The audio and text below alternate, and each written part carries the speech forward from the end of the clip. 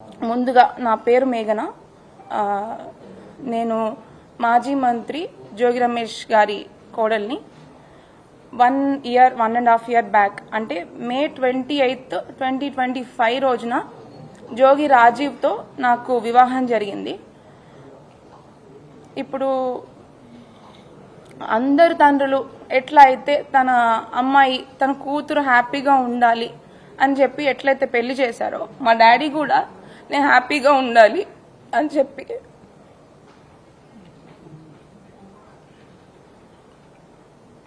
ఎంతో కష్టపడి తన స్తోమతకి మించి కూడా నేను హ్యాపీగా ఉంటాను ఆ ఇంటికి వెళ్తే అని చెప్పేసి జోగి రమేష్ గారి మీద నమ్మకంతో ఆ ఇంటికి నన్ను అప్పచెప్పాడు. కానీ ప్రతి ఆడపిల్లలాగానే నేను కూడా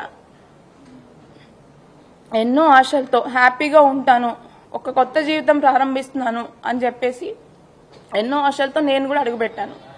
కానీ అడుగుపెట్టిన కొన్ని రోజులకే చాలా ప్రాబ్లమ్స్ ఫేస్ చేయాల్సి వచ్చింది. కానీ ఫస్ట్ నేను చెప్పదలుచుకున్న విషయం ఏంటంటే, ఎవరైనా పెళ్లి ఎందుకు చేస్తారండి? హ్యాపీగా ఉండాలి వాళ్ళ అమ్మాయి అబ్బాయి అని చెప్పి పెళ్లి చేస్తారు. బట్ జోగి రమేష్ గారు చేసిన ఉద్దేశం రాంగ్. ఫస్ట్ థింగ్ ఏంటంటే, ఒక పెళ్లి చేసుకున్న తర్వాత ఇద్దరి మధ్యలో గొడవలు వచ్చి విడిపోవడం అనేది కంప్లీట్ డిఫరెంట్ స్టోరీ. బట్ నా పెళ్లి అట్లా జరగలేదు. ఖచ్చితంగా ఈ పెళ్లి ఉండదు, ఇది ఉండే పెళ్లి కాదు అని చెప్పి అతని కొడుకుకి ఉన్న ప్రాబ్లము ముందే అతనికి తెలిసే, ఖచ్చితంగా వాళ్ళ కుటుంబం మొత్తానికి తెలిసే నాకు ఈ పెళ్లి చేశారు. ఖచ్చితంగా అది నేను 100కి 100% చెప్పగలను. పెళ్లికి ముందు ఇలా తెలిసి ఒక అమ్మాయి గొంతుని కోయడం అనేది చాలా పెద్ద నేరము. ఇట్లా ఇప్పుడు తనకు కూడా ఒక కూతురు ఉంది, తనకు కూడా ఖచ్చితంగా కూతురు ఉంది. తన కూతురు కూడా ఇట్లా జరిగితే ఏం చేస్తారు?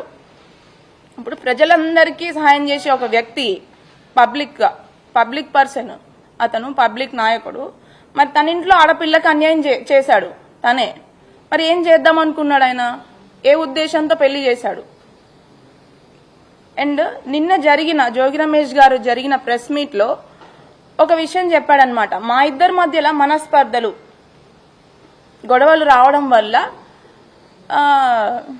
డిస్టర్బెన్సెస్ వచ్చి వాళ్ళు ఏదో విడిపోతున్నారు, బట్ ఇప్పుడు కూడా కలిసి ఉండాలని అనుకుంటున్నాను అంటున్నాడు. అసలు మా ఇద్దరి మధ్యలో ఏం గొడవలు వచ్చాయి?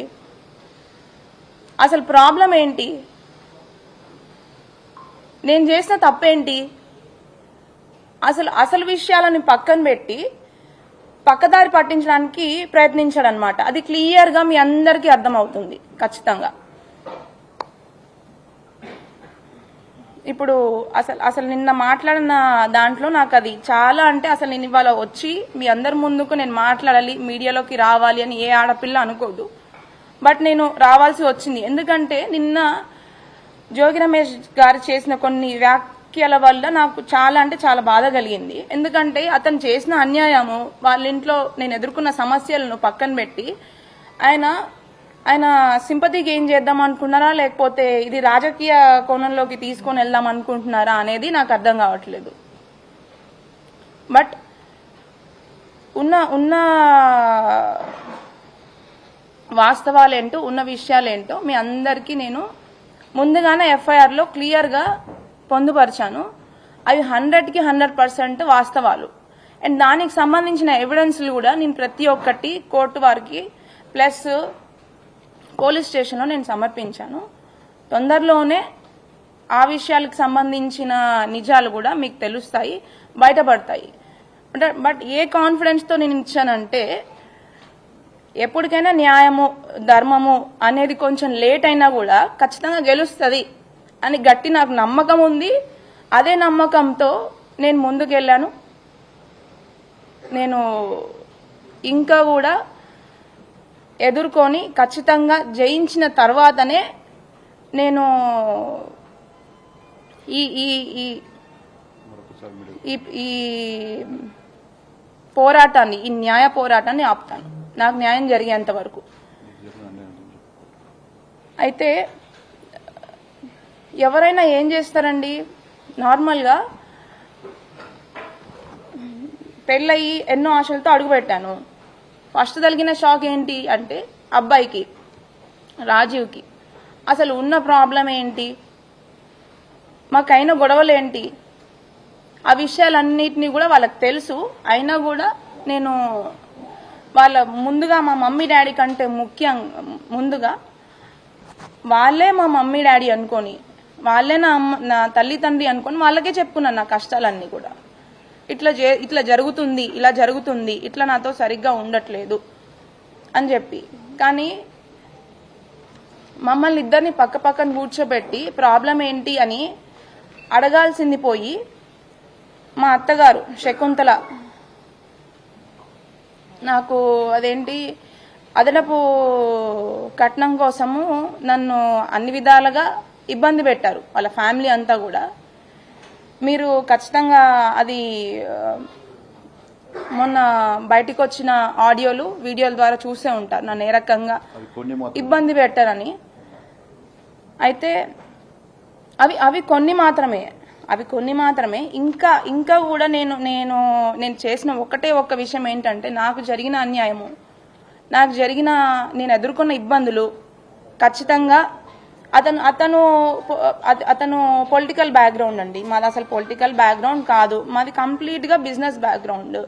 మాకు పొలిటికల్ కి బిజినెస్ కి అసలు సంబంధం లేదు.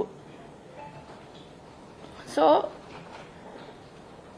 నేను అదే విధంగా మా అత్తమ్మ మామయ్యకి నాకున్న ప్రాబ్లమ్స్ ని చెప్తే అది పక్కన పెట్టి, మీరు విన్నట్టు మొన్న ఆడియోలో ఇన్నోవా పెళ్ళైన కొత్తలోనే అండి, మాది May 28, 2025కి పెళ్ళైతే నెక్స్ట్ ఒక 1 month లోనే ఆషాఢం రావడం జరిగింది. అయితే వెళ్లే ముందే 1 week లోనే నాకు ఫస్ట్ షాక్ రాజీవ్తో తగిలింది.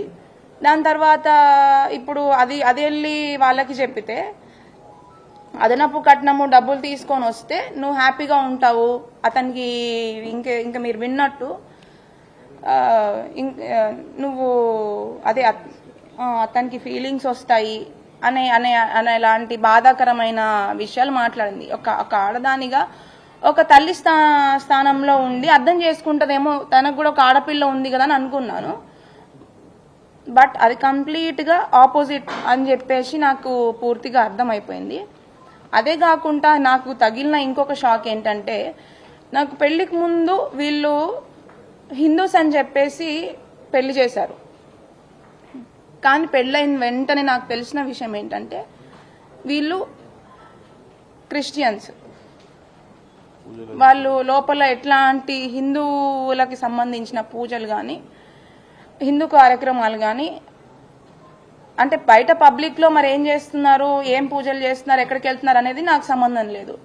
నేను ఇంటి కోడల్ని, ఇంట్లో ఏమైతే ఫాలో అవుతున్నారో వాటిని నేను పరిగణనలోకి తీసుకుంటాను. అక్కడికి వెళ్ళిన వెంటనే వాళ్ళ ఇంట్లో ఒక పూజ గది లేదు. బట్ మేము పెళ్లి చూపులకు వచ్చే ముందు అక్కడ మాకు తగ్గట్టుగా అన్ని ఫోటోలు అరేంజ్ చేసి మమ్మల్ని మోసం చేసి మమ్మల్ని పెళ్లి వరకు తీసుకొచ్చి పెళ్లి చేశారు. అది ఇప్పుడు అబ్బాయితో ఒకటైతే, సెకండ్ వచ్చేసి క్రిస్టియన్స్ అని చెప్పేసి తెలియకుండానే పెళ్లి చేసి, నేను క్రిస్టియానిటీ ఫాలో అవటం అనేది నేను తప్పుగా పరిగణించట్లేదండి. ఎవరి దేవుణ్ణి వాళ్ళు రెస్పెక్ట్ చేస్తారు. బట్ చెప్పకుండా పెళ్లి చేసి మోసం చేసిందే కాక బలవంతం చేయడం అనేది ఇంకొక తప్పు. అవన్నిటిని నేను ఎఫ్ఐఆర్లో క్లియర్గా చెప్పినా చెప్పకున్నా ఇప్పుడు డైరెక్ట్గా మీకు ప్రతి ఒక్కరికి నా బాధ అర్థమవుతుంది అని చెప్పి ఇప్పుడు ఇంకొకసారి మీకు అందరికీ చెప్పుకుంటున్నాను. ఎందుకంటే అవన్నీ కూడా నేను చెప్పిన దాంట్లో 100కి 100% ట్రూత్. అది ఆధారాలు కూడా ఇంకా కూడా దానికి సంబంధించిన ప్రతి ఒక్క ఆధారం నేను ఎఫ్ఐఆర్లో ఉంచిన ప్రతి ఒక్క అక్షరానికి నాకు దానికి సరైన ఆధారాలు ఇంకా కూడా ఉన్నాయి. అవి కూడా మీకు అర్థమయ్యేటట్టు నా మీద ఫ్యూచర్లో తప్పుడు ప్రచారాలు, ఇదంతా ఏదో రాజకీయం కోసం చేస్తుంది అని చెప్పి డైవర్ట్ కాకుండా నా దగ్గర ఇంకా కూడా ఎవిడెన్స్ ఉన్నాయి. వాటిని అన్నిటిని కూడా మీకు తొందరలోనే సమయాన్ని బట్టి మీకు ఖచ్చితంగా వాటిని మేము తీసుకొద్దామని అనుకుంటున్నాము. అండ్ ఇది ఫస్ట్ అయితే. సెకండ్ వాళ్ళదైతే ఇంకొకటి వచ్చి అసలు ఉన్న ప్రాబ్లమ్స్ ని పక్కన పెట్టేసి ఆమె శకుంతల గారు డబ్బులు తీసుకొని రండి, అతను మీరు ఏం వాల్యూ ఇచ్చారు, మీరు ఏం పెట్టారు, అసలు ఫస్ట్ వాడు బాగానే ఉంటాడు, మీరు ఫస్ట్ అసలు ఏం వాల్యూ ఇచ్చారు అది తీసుకొని రండి అని చెప్పేసి